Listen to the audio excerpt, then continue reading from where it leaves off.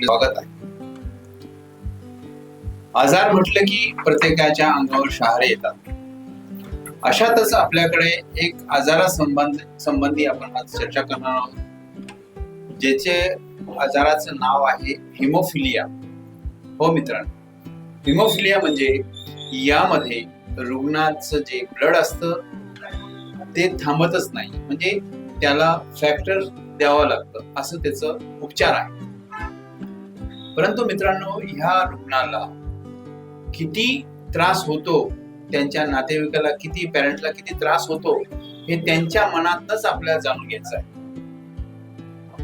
हा आजार असा आहे, हा आजार अनुवंशिक असतो. या अनुवंशिक आजाराला सामोरं जाण्यासाठी रुग्ण आणि रुग्णाचे नातेवाईक यांना किती प्रयत्न करावे लागतात, किती त्यांच्या खस्ता म्हणजे त्यांचे हाल किती होतात, यावरच आपल्या सोबत आहे ऋषिकेश मानकर, जो विद्यार्थी आहे आणि चांगल्या पद्धतीने तो आपलं जीवन जगत आहे आणि गेल्या 24 वर्षापासून तो या आजाराला सामना करत आहे.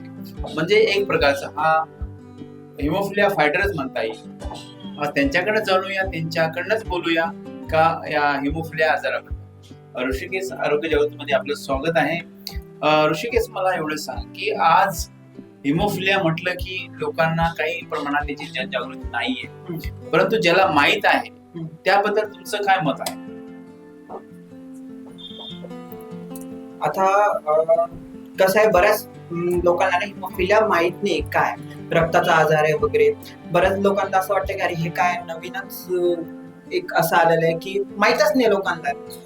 आणि सडनली मग असं होतं की एखाद्याच्या घरामध्ये हिमोफिलिक जन्माला येतो, तो पॅनिक करतो खूप जास्त की अरे हे काय नवीन प्रकारचा आजार झालेला, रक्त थांबत नाही वगैरे, असं तसं माहिती नसते बऱ्याच पेशंटला. तर मला तरी वाटतं की ना, या आजाराबद्दल अवेअरनेस असायला पाहिजे, कारण की आज असं झालंय की दर 100 मधून 10 पेशंट हिमोफिलिकचे निघतात. एक वेळ अशी होती की 1000 मधून 10 पेशंट निघायचे, आज 100 मधून 10 पेशंट निघतात, कारण की लोकांना त्याची माहितीच नाही. तो आजार कसा येतो, कशामुळे येतो, त्याचे काही कारण आहे. ज्या कारणांमुळे हिमोफिलिया घरांमध्ये येतो त्यांना जर आपण थांबवलं, त्याच्याबद्दल जर आपण अवेअरनेस आणली, तर आपण याच्यावर कंट्रोल करू शकतो या आजारावर.